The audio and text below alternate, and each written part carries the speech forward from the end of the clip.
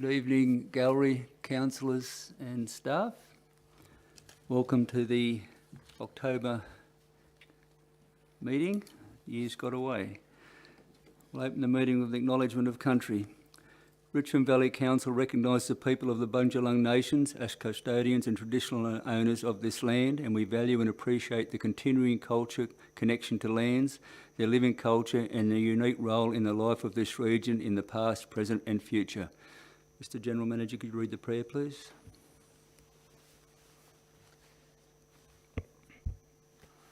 Dear Lord, we meet to serve our Richmond Valley community, to use our resources wisely and well, to represent all members of our community fairly, to make decisions that promote the common good. We recognise our responsibility to the past and the future, and the rights and needs of both individuals and community. As trusted servants, we seek blessings on our deliberations and on our efforts here today. May we act wisely and well. Amen. Item 3 on the agenda is public access. We have two applicants. The first one being Ms Jill Lyons on item 14.1, North Coast Alternative Waste Treatment Expression of Interest Process. When you're welcome, Jill. Are you ready?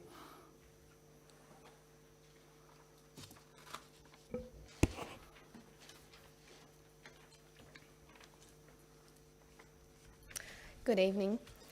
I have 4 questions. Question 1.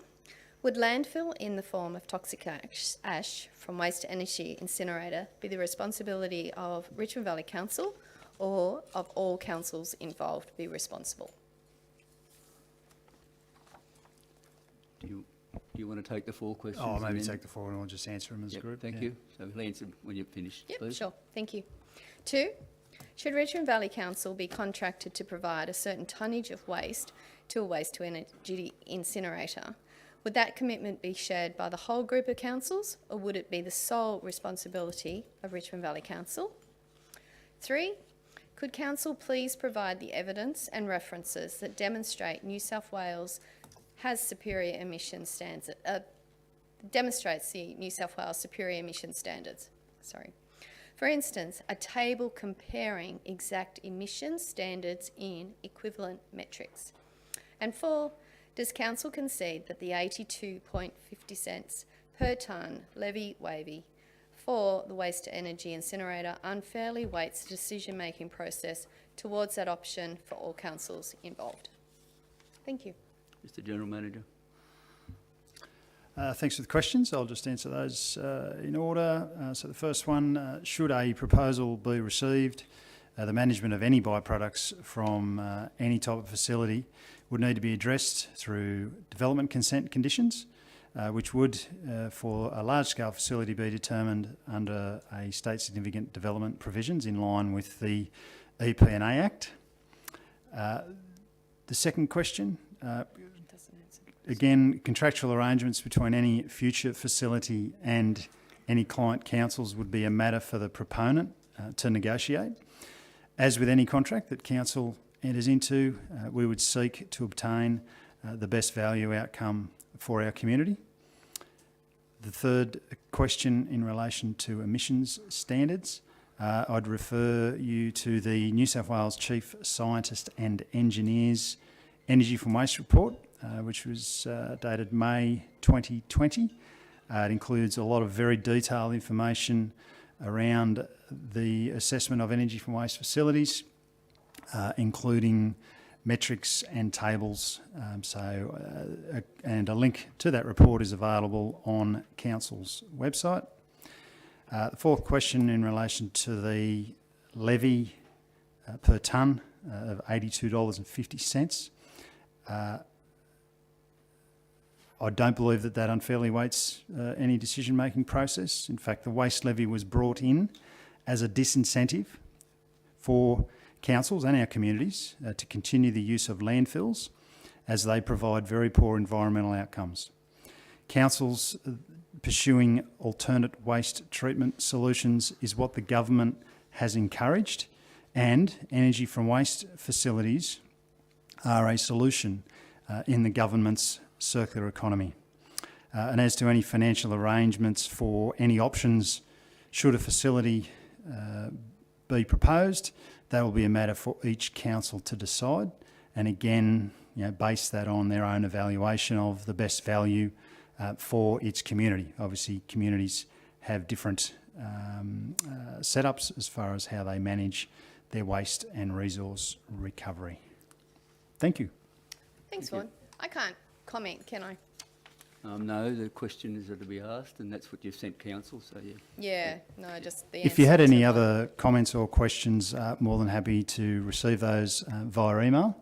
Just you've got my email address, so Thank you, Vaughan. send Appreciate that to that. me. Thank you. Thank you. Cheers. Did you want any questions? Did you want to take any questions? You may have. Has any council got any wants to? questions? Don't expect anyone No, to, so thank that's you. all good. Thank you. And next speaker is Ms Liz Stopps on item 14.1, North Coast Alternative Waste Treatment EOI process. Welcome, Liz.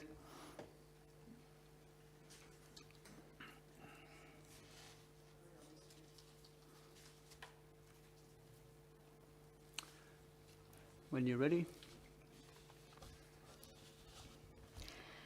During the discussion around the possibility of a Richmond Valley waste-to-energy incinerator that took place at the September Richmond Valley Council meeting, the only two alternatives that were mentioned for dealing with waste were either a waste-to-energy incinerator or landfill of untreated waste. The argument presented was that untreated waste is more detrimental to the environment than waste-to-energy processes. As a response to this discussion, and the information delivered in point 14.1, I'd like to draw Council's attention to a report by Eunomia Consultancy for the National Toxics Network titled Greenhouse Gas and Air Quality Impacts of Incineration and Landfill, authored by Ballinger et al. The report considered 6 different alternatives to deal with waste. Straight incineration, incineration with mixed waste sorting, incineration with heat production, landfill straight, and landfill with advanced mechanical biological treatment, or AMBT, and refuse-derived fuel sent to co-incineration. The report shows that landfill with pre-treatment of waste by AMBT outperforms the other alternatives. This process emits less greenhouse gases and toxic air pollutants than incineration, which is further enhanced when landfill gas capture technology is also utilised. The report also demonstrates that landfill with pre-treatment delivers the lowest costs for air quality impacts per tonne of waste treated. The study concludes that incineration cannot be considered a green or low carbon source of electricity, as the emissions per kilowatt hour of energy produced are higher than combined cycle gas turbine. Also, the carbon intensity deficit of residual waste incinerators will increase the electricity grid as the electricity grid decarbonises. That is, the gap between the relative carbon emissions of the different processes will widen. The use of incineration is therefore incompatible with the achievement of local net zero climate change targets in respect of emissions from energy generation, unless coupled with carbon capture and storage. This technology is not yet commercially viable, it remains unproven, and its use would considerably increase the cost of waste treatment. One of my questions is, if more comprehensive recycling methods and other treatments for materials that are currently not recyclable or reusable were developed, what would be the implications for RVC should these materials no longer be appropriate as feedstock for a waste-to-energy incinerator? In recent times, there have been some startling developments in recycling plastics through digestion by enzymes and fungi. While this is not yet a viable commercial option, there are many scientific papers documenting quickly expanding research into this area. A waste-to-energy incinerator would have a decades-long lifespan and accompanying commitment for council to provide waste over that time frame. If the waste that is now considered unrecyclable becomes treatable and recyclable in the near future, this could present a considerable financial risk should RVC be unable to fulfil contractual obligations to an incinerator. From the RVC website, Richmond Valley's designation as a priority area in the infrastructure plan provides long-term certainty for any potential investors. It ensures the community and the region is well placed to benefit from the additional jobs, infrastructure and business growth energy from what waste facilities can provide. And this is a quote from Environment Victoria. Incinerating 10,000 tonnes of waste creates 1 job, landfilling 10,000 tonnes of waste creates 6 jobs, and recycling 10,000 tonnes of waste creates 36 jobs. And finally, how can waste to energy possibly be considered part of a circular economy when turning plastic waste into fuel perpetuates a fossil fuel dependency and a linear economy? Would you like me to ask my question? Yeah, please.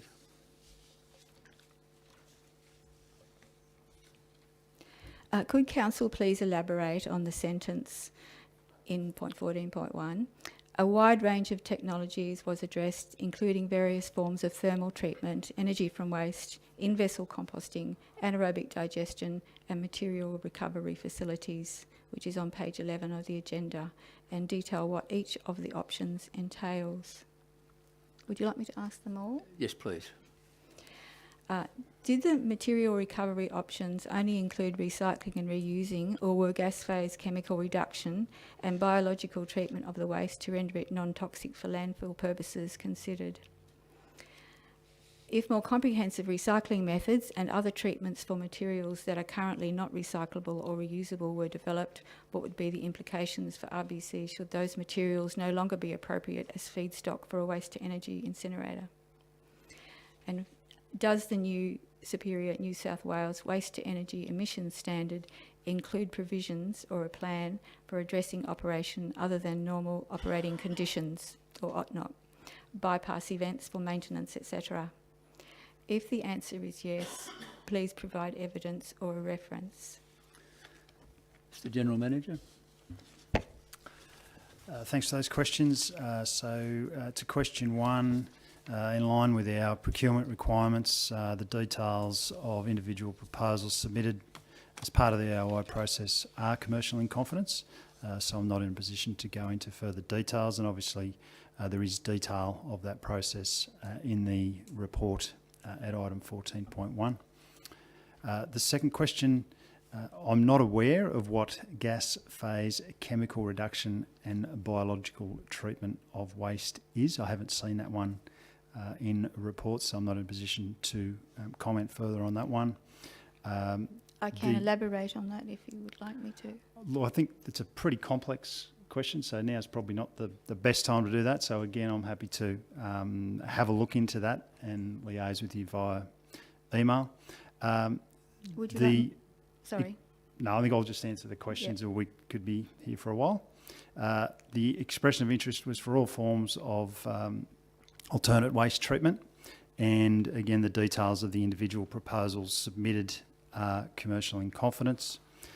To question 3, around recycling, Richmond Valley Council completely supports the increase of recycling and the reprocessing of recovered materials. We're exploring several ways of doing that to increase our recycling rates and encouraging reprocessing businesses to our area. Any contract that may be entered into if there were to be a facility would not preclude the option for future recovery of materials that are not currently recoverable. The contracts that are entered into these facilities are often referred to as waste arising contracts. And the final question around emissions standards and operating other than normal operating conditions. I mean, the performance of any energy waste facility is a matter for the Environmental Protection Authority, as they are responsible for the regulation of energy from waste facilities. And I'm sure that it would require that the facility meets the conditions of their EPA licence at all times. Thanks for the questions. Thank you. Would you take any questions if there are any? Sure. Any questions? Oh, thank you very much for your presentation.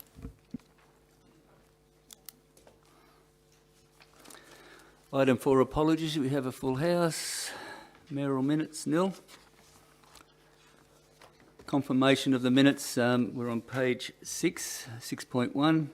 Confirmation of the minutes of the ordinary meeting held on the 20th of September. Could I get a mover, please? This is Move, Mr Mayor. Councillor Morrissey, seconder. Second. Councillor Humphries. Any matters arising about the accuracy of the minutes? Put that motion then. All those in favour? Carried, unanimous.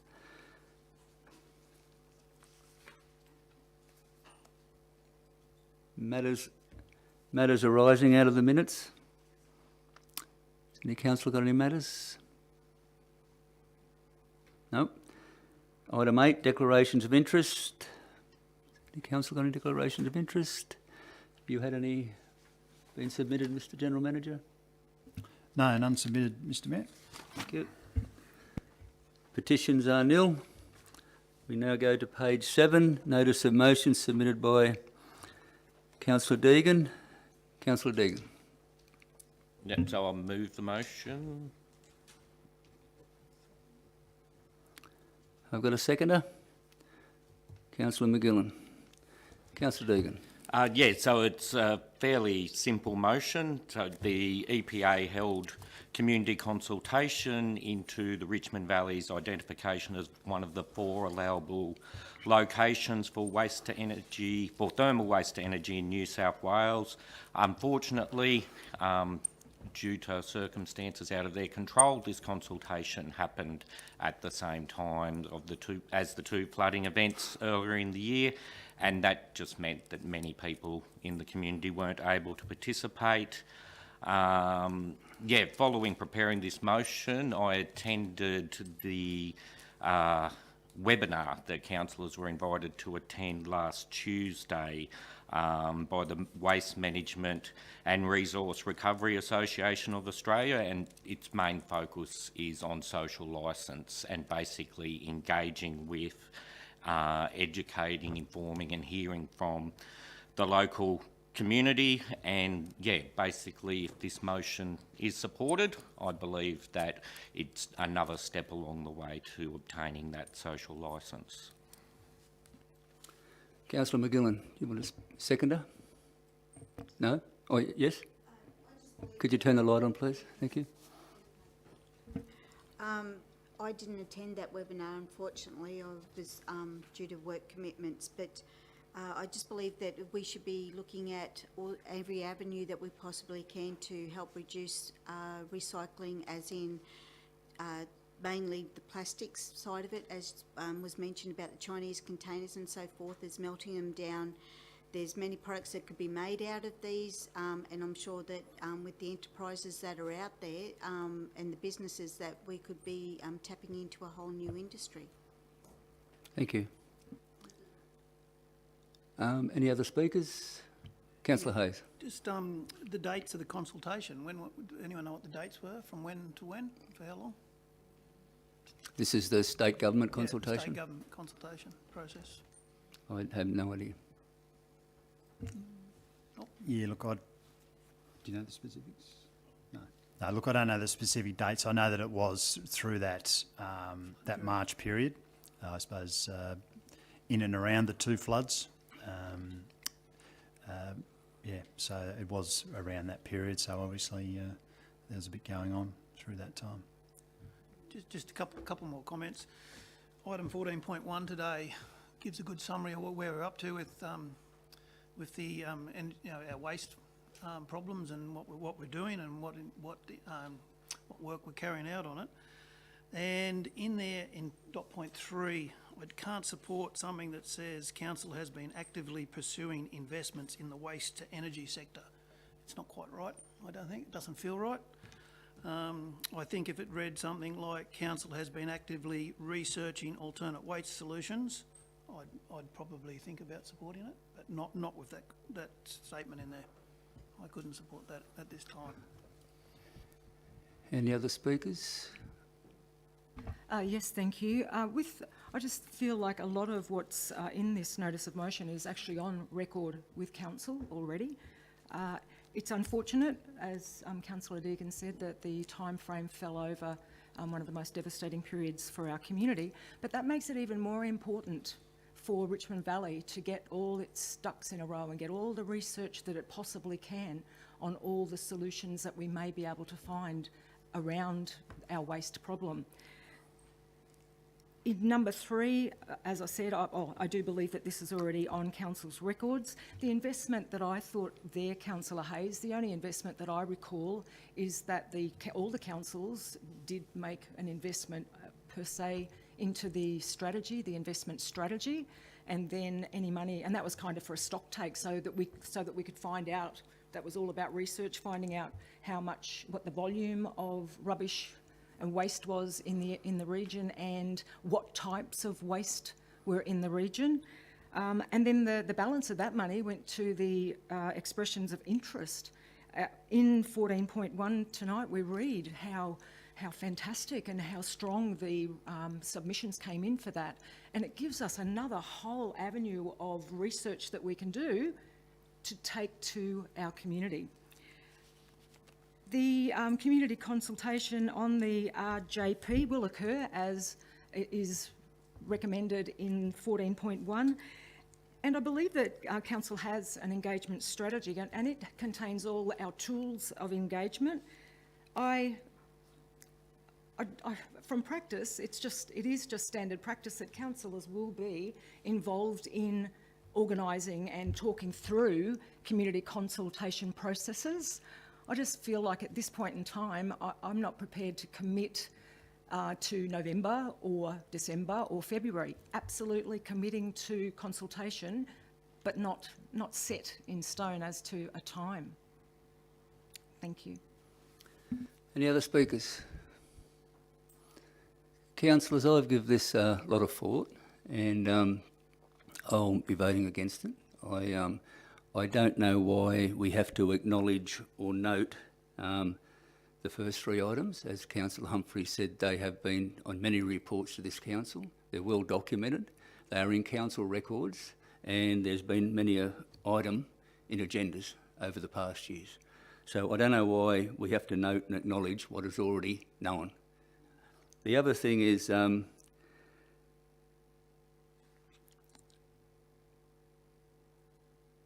4th item, the job precinct master plan is not completed yet. When it comes out, it will be publicly advertised early next year. So I just think I think it's inappropriate yet to go out and then for one item, and then when it's out again, we'll be consulting again. So we're going to go 2 lots of consultation on the one issue, and I just think. The other thing that that really concerns me the most is councillors are advised of what the consultation will be. We don't get involved in that. That is an operational issue. The staff do that, and I've written a couple of. It concerns me. Preparing a comprehensive consultation process and format is an operational task, not a councillor's role. And if I supported this, I would be sending a message that I had no confidence in the relevant staff to carry out the process. And I have got confidence in them to do that because they do a great job consulting our public. So that's why I can't, I can't follow why we'd be doing it when we're going to do it anyway. And the report 14.1 clearly outlines it. So that's my views on it. So.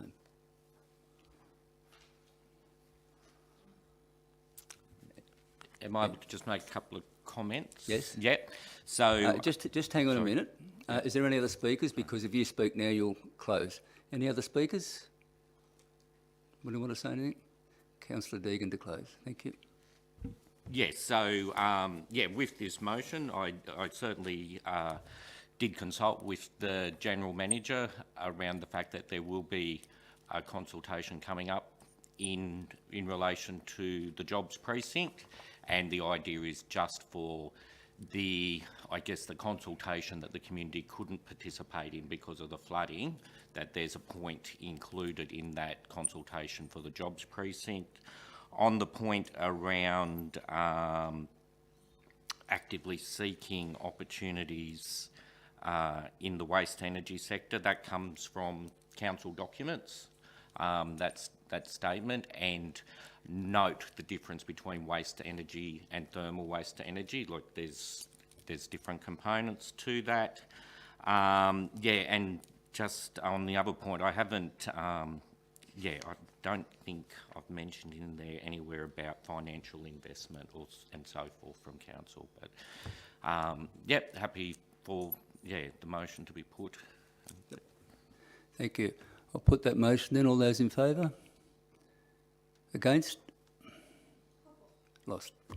Thank you. Move on to 10.1 now on page 7. Oh, sorry, I'm going to turn the page. Mayor's report, sorry. We're on 11.1, page 8. My apologies. I'll move that. Second, Mr Mayor.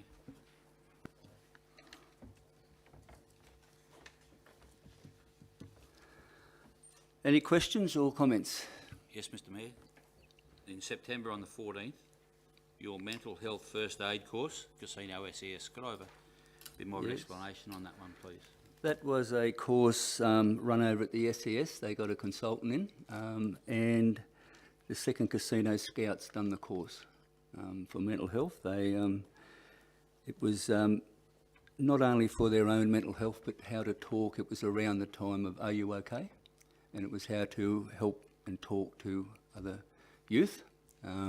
It was, I had a previous, as you can see, a previous gathering down at Korakai, but I had accepted this first, so I kind of split the time. But it was, I was there mostly for 3/4 of an hour to an hour. It was a good course, and council was involved in sponsoring it. Was it well attended, Mr Mayor? Yeah, I think there would have been 15 to 20 youth there. They had a good night. They all had pizza, so they were happy, and a drink. But they were some of the questions that were coming out. They were very, very relevant to the issues that they were and their how will I put this? The course presenter could engage with the youth really good. Yeah, they connected well. Thank you, Mr Mayor. Any other questions? I'll put that motion then. All those in favour? Carried. Delegates' reports, nil. Item 13, page 9, matters for determination without debate. Has any councillor got any items they'd like to call?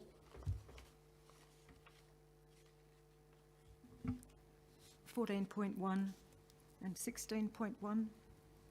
16.1. I'll call 15.3. So I'm looking for a motion for 15.1, 15.2.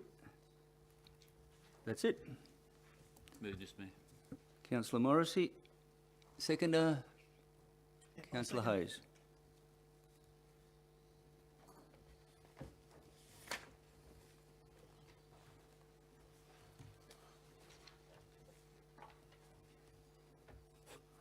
Put that motion. All those in favour? Carried. 14.1, Councillor Humphries. Move the recommendation as written, thank you. Seconder. Moved Humphries. Seconder Cornish. Councillor Humphries. Thanks very much, Mr Mayor. I guess as I alluded to a moment ago, I'm just really keen to hear more about the EOI attraction of the 16 submissions through you to the General Manager. Thank you. The General Manager. So as I mentioned in responding to the questions, obviously with any procurement process like this, there's commercial and confidence information we need to be aware of, and obviously that includes the intellectual property of the 16 submissions. So we were very pleased with what we received across a broad range of potential solutions across all of our waste streams.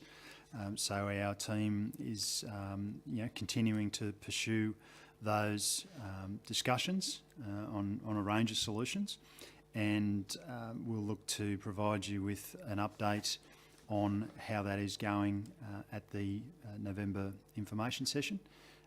So yeah, that's where that's up to. With any solution, and as you're aware that, you know, we've been on a journey for sort of 4 or 5 years on this, looking at alternate options. You know, we're sort of taking our time through this to make sure that we get the right solutions for not only what we currently generate as far as waste and resource recovery, but what we may into the future. There's some really good discussions happening around some you know, potential circular economy type precinct outcomes with our Reynolds Road site. You know, so across, you know, recycling. Well, obviously the food co-op looking at some biosolids projects. So yeah, there's some good things happening there, and we will update you again at the November information session. Thanks very much. You make a comment on page 11, should North Coast councils wish to pursue any of the options. Again, that further analysis will occur after we've spoken in November. We'll just talk about that and decide what the next steps are. Yeah, look, we're in regular communication with the other 8 councils that were involved in the EOI process, and information's been provided to them. Our manager for waste and resource recovery is in communication with them. So, you know, the solutions may be Richmond Valley specific, they may be North Coast specific, where, you know, basically we're keeping an open mind here on all solutions, and I think that's our focus. Obviously, you know, we do have people in the community, I suppose in some sense, jumping to conclusions. I think it's important that we don't do that, and we just stay the course. And obviously it's important that we engage, I think, more broadly with our community. And that's certainly something that we will be looking to do when we have the regional job precinct master plan available. But I do want to make the point that it's important that the regional job precinct process isn't contingent on specific outcomes. So they are separate, but it is an enabler. And while we are obviously hearing about, you know, that Richmond Valley's been identified as a place where energy from waste can happen, it doesn't mean it will happen, and it will require a proposal. So I think it's important we just step through this process, get as informed as we can. That's been our approach for the last 4 or 5 years. So I wouldn't change that in a hurry, and I wouldn't also rush things. So it would be my advice on how we need to step through this. Thanks again. I was really pleased to see that paragraph, because I felt like we were getting lost, and waste and water are both hugely important, but we wanted complementary industries, new industries that would complement our existing industries, and then we wanted new industries, job creation. So that's really important to stay, you know, keep focused on that. Thank you. Councillor Cornish, I second it. Yeah, as been touched by General Manager and Councillor Humphries, I just wanted to draw our attention to a couple of lines in the consultation on page 11, where it says the regional jobs precinct has been identified by the New South Wales Government as one of the 4 possible sites in New South Wales where an energy from waste facility could be established. However, it should be highlighted that the RJP master plan and the outcomes of that work are not reliant on an energy from waste facility being constructed. And I really feel this is a potential where I think that status could be taken away. There's a lot of talk on EFW and stuff, and I really think that I'd hate to see us just focus on that and not the hard work that council's done to earn that status of being a regional jobs precinct. So, yeah, that's all I've got to say. Thank you. I'd just like to make a couple of comments, and I've got Yes, a couple Councillor. of questions. I'll follow on from Councillor Cornish. I was going to highlight what he's just read out of the report, but I'd like to start at the top just for everybody's sake. It says, the report highlighted the need to develop alternate waste treatment infrastructure to divert residual waste from landfill. Exactly. There are viable alternatives to continued reliance on landfill, then continued reliance on landfill. Okay. Landfills are approaching capacity with increasing challenges in managing leachate and carbon emissions. 40% of North Coast Council's waste is sent to landfill. We need to develop alternative waste treatment infrastructure to divert residual waste from landfill. 16 submissions were received, which had a wide range of options: thermal treatment, energy from waste, in-vessel composting, anaerobic digestion and material recovery facilities. We need a better solution to landfill. All the information that we require, this report's telling us what we need to do and how we need to go about it, and everything is in here. I do have a couple of questions, and I'm glad to see that last paragraph in there that Councillor Cornish read out about the master plan and that outcomes of the work are not reliant on the EFW facility being constructed in the Richmond Valley. And I think that's very important. Question for the General Manager, he may be able to answer.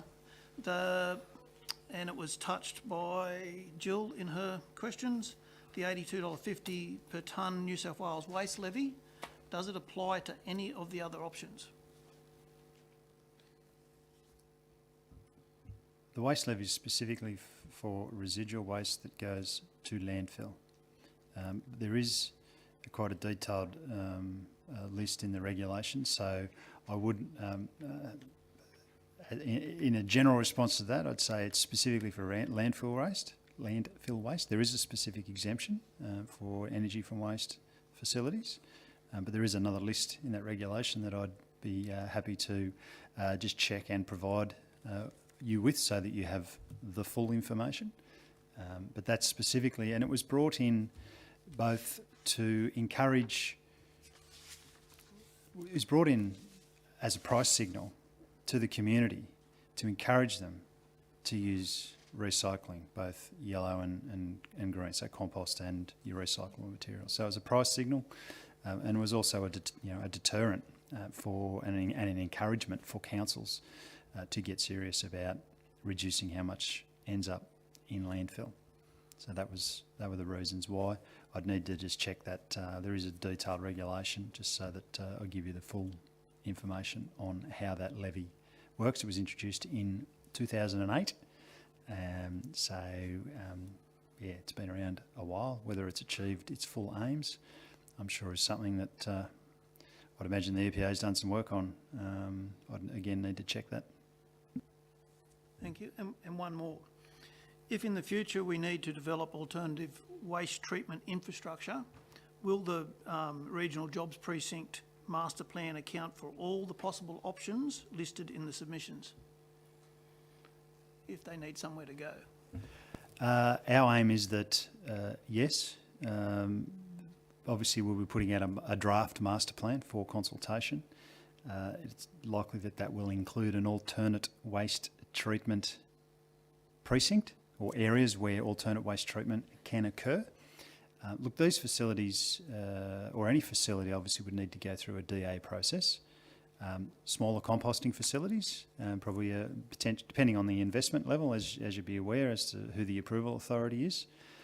But when it comes to larger investments, once it gets over certain amounts of money, as you know, would either be determined by the Northern Region Planning Panel, or for really large projects, they become state significant development and are assessed by the New South Wales planning and their different panels that they have for these sorts of projects. Any other speakers? Councillor Deegan. Yeah, I guess I'll just add to what other councillors have said in terms of anybody who might be concerned about energy to waste to not be confused in terms of the jobs precinct. While there is some connection there, the two projects would be very separate. Yeah, and I'd like to thank the staff for the work they've undertaken to find alternatives to landfill in the management of waste. It's very clear that the current practices relating to landfill are not a long-term solution, and alternatives need to be found. And pleased to see that Council is exploring a number of options. yeah, I support continuing investigations to find alternatives to landfill, but we do find ourselves in a peculiar situation where the New South Wales EPA and indicates, or effectively indicate, that thermal energy to waste is not safe in high-density communities such as Sydney, but they're saying it's safe in our communities, which I just can't get my head around how it can be safe one way and not the other. Yeah, and while that remains the case, if they say it's not safe for one part of the state, I simply can't support continued investigations into thermal energy to waste as part of this overall process, while the government's saying it's safe in some areas and not others. Any other speakers? Councillors, I'll just say a few words. I had a lot of those things highlighted that have been read, so I do support that. And I, even though this report is brief, it's very comprehensive and it gives a really good coverage of where we're up to and where we have been. Look, Europe now has banned burying waste. It's just by a certain date, and they've realised that the detriment it has to our environment. And I don't think it'll be long before Australia will follow suit. I think because of our size of our country, that's why we're still going down that path, where those paces are a bit more tighter. But I just think what Councillor Cornish picked up, there's been some wonderful work done in this as joint and collaboration with other councils in the area. We realise there is a waste problem, not only in our region, in the state, in our country, but it's worldwide. The problem some of these other countries, the high density countries, have got is if you go over to some of those places, there's just waste everywhere, and they'll never get rid of it. We still have a good chance here of keeping on top of it. I have a couple of concerns recently. There are new regulations coming out for recyclable waste, and that will mean, from what I see, it can't go into composting. It won't be able to go in the recycle bin, so it's going to end up in landfill or some other way it needs to be addressed with, and that's a concern to me. Also, it reminds me a little bit of the Dunoon Dam scenario that Councillor Humphries and I have been through in the last few years, where a group of people just wanted to get the Dunoon Dam out of Rouse's options. But I've got the same philosophy there as I have here with this. All options need to be on the table, everything. So council and other councils and our community can make a fully informed decision, because just at present, that information, we don't even know what's going to come out to be considered. So why would you knock something out before it's even there? If you knock that out, then what about another one and another one, and you'll end up with getting nowhere. The other thing is I just want to make you aware of, as we know, at the December local government election, this was a topical issue, and some of the statements, they were misleading and very misinformative that was put out there. And there is an election coming up in March, and I think this will go down the same way. So I'm just making councillors prepared that that could occur, because at the time it was some of the stuff that was going out there, and we all witnessed it, was not correct and unfortunate. So just be aware that I think when elections come around, there's a lot of statements get out there that shouldn't be, and some people will use it to mislead our community. So for a vote. Councillor Humphries, you moved this, didn't you? Any other speakers? No? Councillor Humphries to close. No, thank you. I'll put that motion then. All those in favour? Against? Councillor Deegan.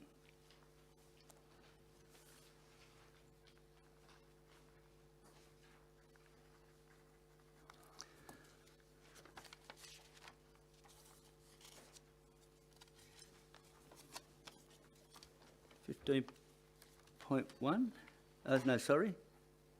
Yeah, no. 15.3, sorry.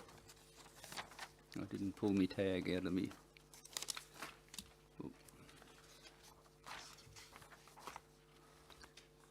Page 19, I'll move that. Seconder, Second. Councillor Humphries.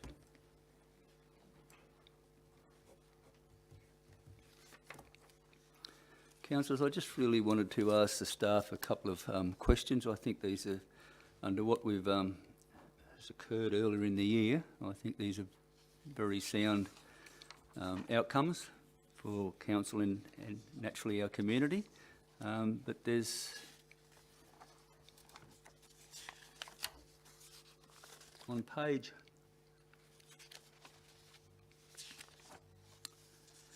I'll just go through these one by one. On page 4, the graph up in the top corner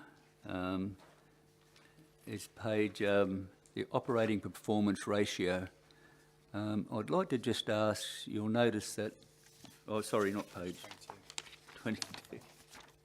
Sorry, I've got another document. Page 22, the operating performance ratio. I noticed there last year it went down to -4.1 and now we're heading back up where we need to be. Can I just get a comment on that, please? I'm happy for Director Gator to answer some queries on this one. It's his area. Through you, Mr. Mayor.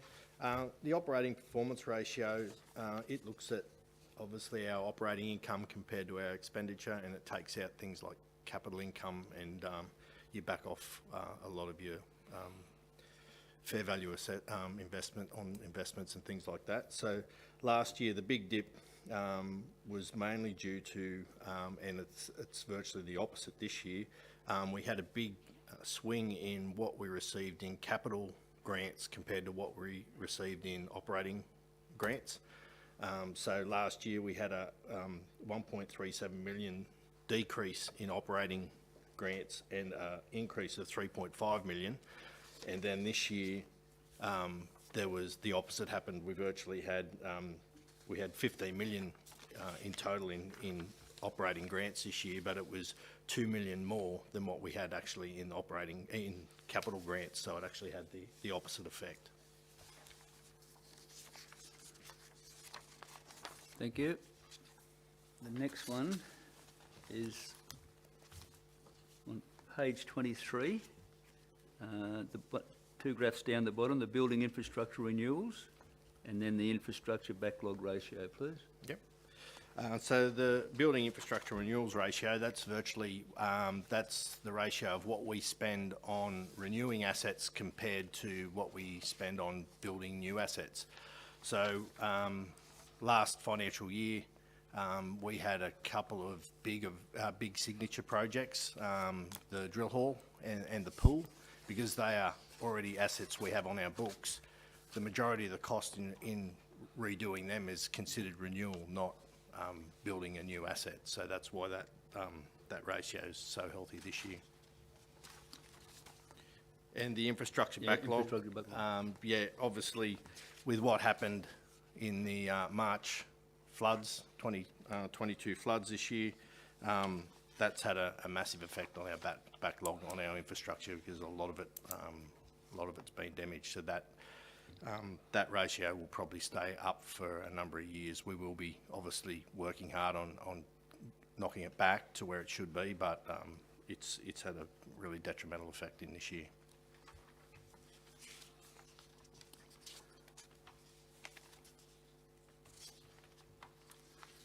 Over the page to page 24, the asset maintenance ratio. Asset maintenance ratio, that again has been affected by the floods. So work that we've had to do straight away to repair assets to get them back to safe and working. That's increased our asset maintenance in some areas that we wouldn't normally have spent that kind of money. And then further down in that restricted assets, we have specific purpose unexpended loans, general fund, over 2 million, 2.3, and last year there was a nil next to it. Can you explain that, please?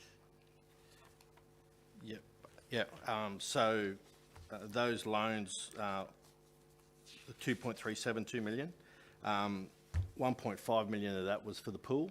That wasn't expended at the end of the year, so that just gets carried over into this year because that asset continues, and the other 872,000 was actually for cell 6.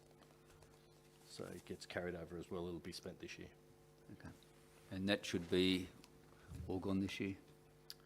Yeah, with the pool, definitely, I'm pretty sure. And yeah, cell 6 should be too this year. That's the plan at this stage. Thank you. Mr General, would you like to make a comment? I think they're pretty good outcome for, as I said, for what we've been through. Oh, look, I think they are, given, we obviously did an estimate just following the floods that potentially we had $150 million worth of damage, so that's obviously going to affect your infrastructure statistics, but we're working hard, obviously, to fix that and get some things in place to restore our infrastructure.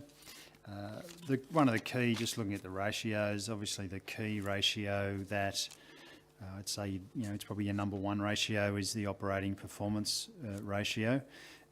It's heading in the right direction. Our target is to get that to 0, and so we're continuing to head in the right direction there. Our current long-term financial plan gets us to 0. I think it's in around 3 years. So that's our target there. I think the other one that, from a business perspective, the rates and annual charges outstanding percentage, keeping that at 10.73. I think a few years back it was up around this sort of 18%. I think that's a result of some really good work from our revenue team, who do work hard and at times do, I suppose, have to deal with people who are in distress, but they work with them in a supportive and empathetic manner as they can, given that at the end of the day, bills do need to be paid. And I think in local government we're quite sensitive to that. You don't always find that in other areas like phone bills, power bills, etc. So I think important to shout out to that team. I think overall our ratios are going in the right direction. Some of our reserves, there's some good outcomes there, some improvements, but we will certainly need those to make sure we recover our infrastructure in particular, following the damage from the floods. But I think we're certainly focused on investing in renewals, some new projects, but projects that we've got ahead of us, like the showground redevelopment is a renewal, so that's $10 million of renewals, and that's a really exciting project, and it'll be fully underway within the month. Another one that we've just got some information to hand today that we will brief you on, I know is very topical in the community, is Norton's Gap Road. So we're in some sort of detailed discussions. So we've got some consultant reports, but discussions with Transport New South Wales so that we can get a clear pathway on getting that road back in action.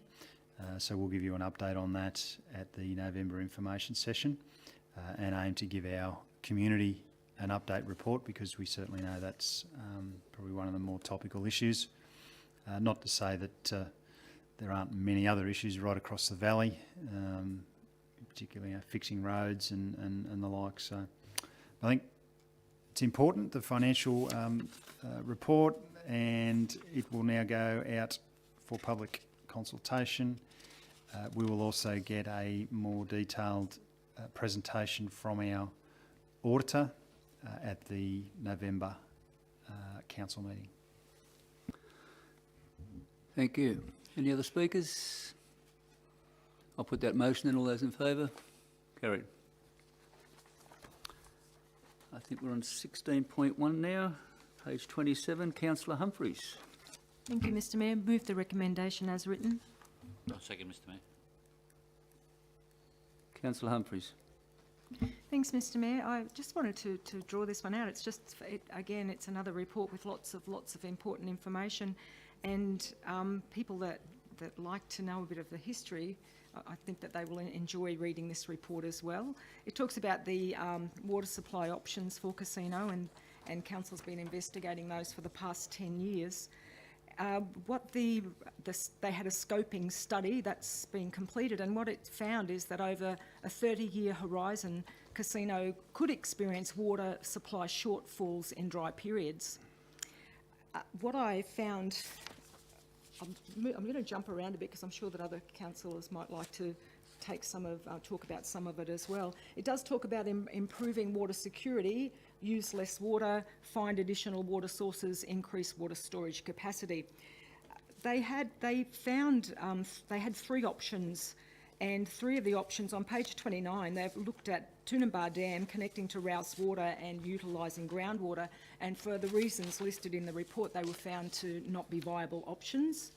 So what we have now, the 3 options that were considered, accessing, and I've moved to page 30, accessing the dead pool storage in Jaber Weir, and this could meet the shortfall, but further investigations are recommended. Raising Jaber Weir, further investigations warranted, but it could trigger a review of the environmental flow, and so therefore that means that the extra water gained may be necessary to release that back into the river to keep the river healthy, and then building an off-river storage. So off-river storage of up to 430 megalitres would depend whether it needed to have an environmental flow.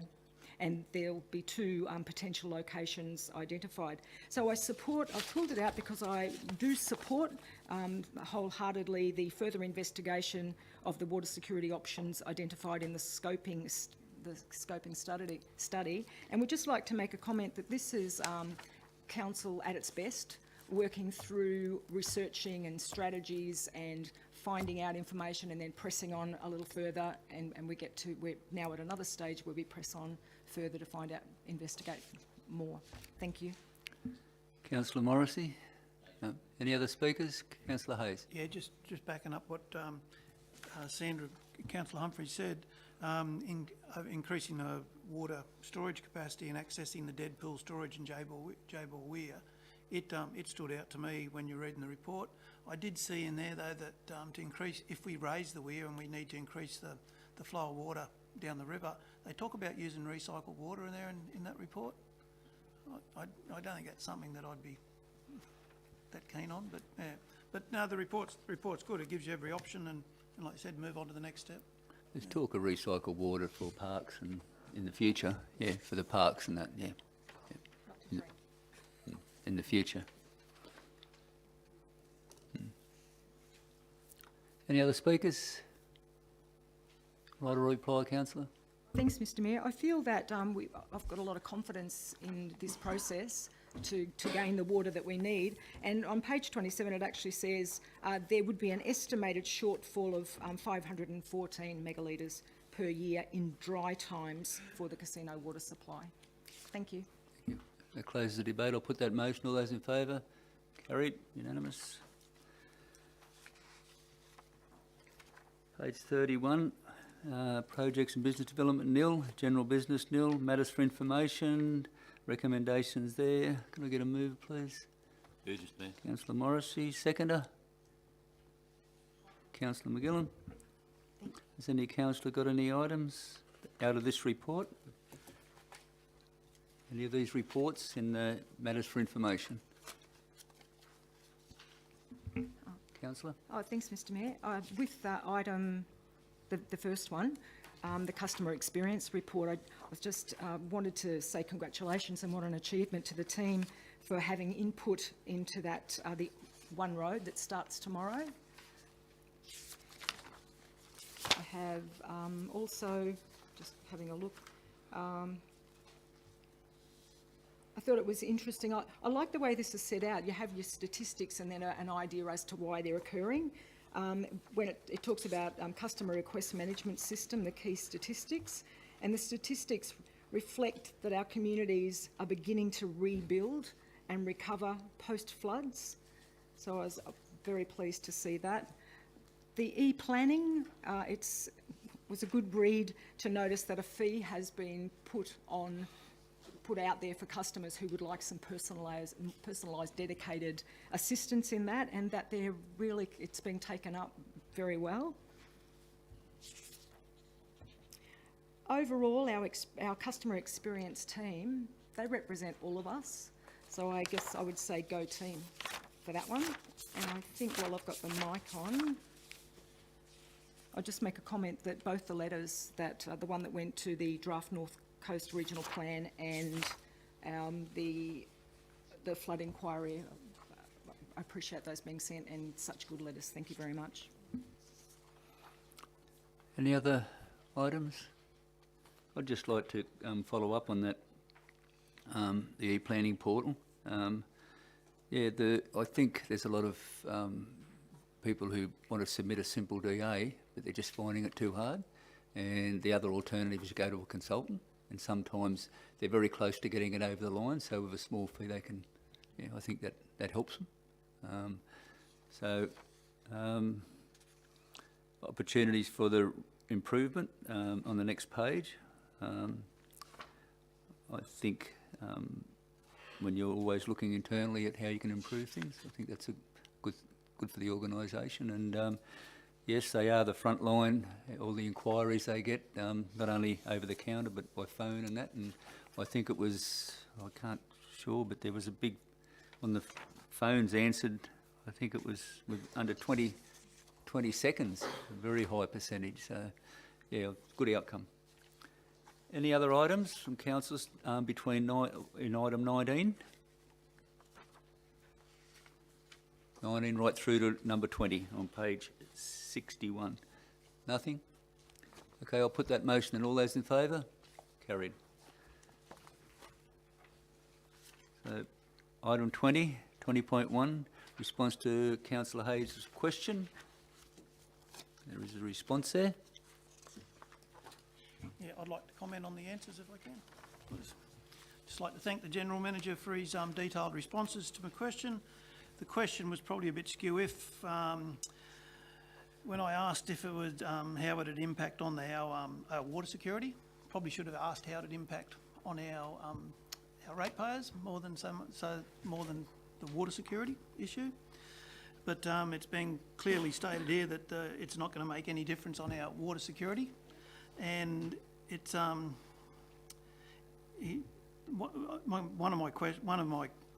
my question I said how the ratepayers are financially impacted by this agreement, and then down there further under financial impacts you say that the agreement is commercial in confidence, which it is, but with the information in today's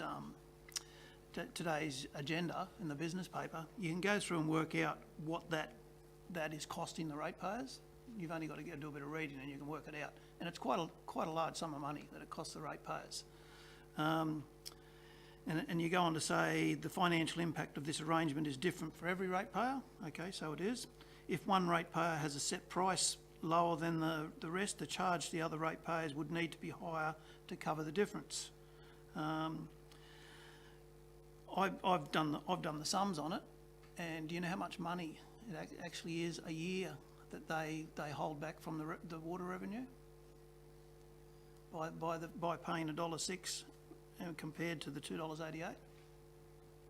$1.7 million per year. It's a lot of money. I just wanted to make that clear so everyone knew that that's in there, and it's in there. You can work it out. There's lots of other things you can work out too by going through there, and I think it needs dealing with sooner rather than later. And yeah, so. Yep. My comment. Do we put that motion on? I'll have a recommendation there.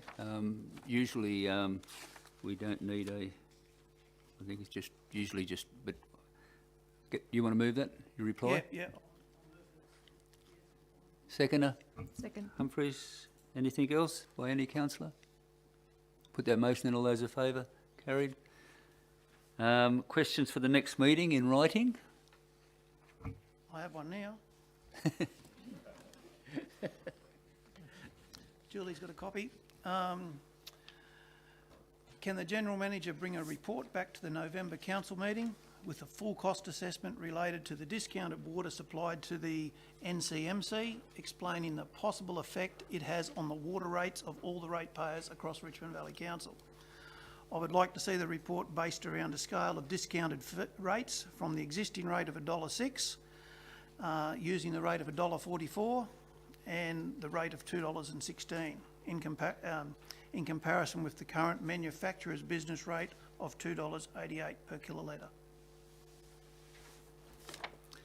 Thank you.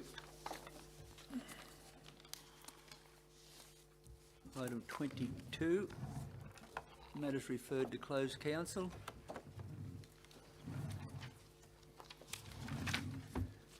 Need a motion to go into closed council. Councillor Morrissey, seconder. Second.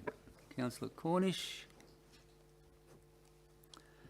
Mr General Manager, has been any written representation made regarding this meeting going into closed council?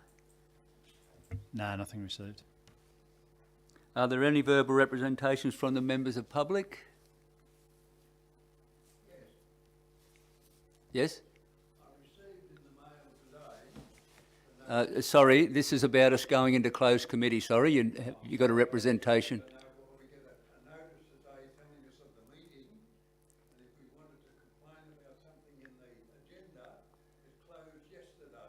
Correct.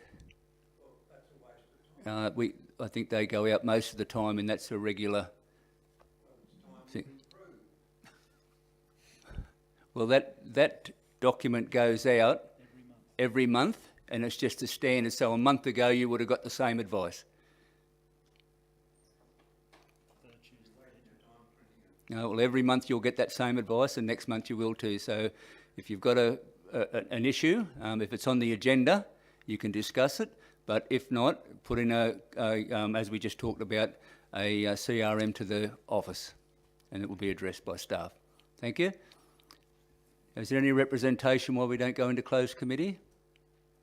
I'll put that motion then. All those in favour? Carried. Thank you. Thanks for your attendance. Have a safe trip home, everyone. We'll come back into open council most probably within 10 to 15 minutes.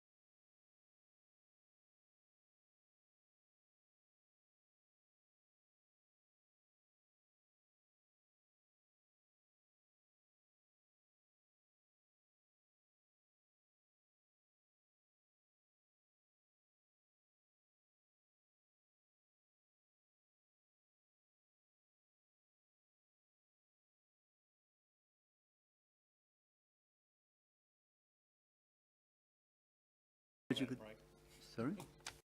Could someone read the resolution of closed council, please?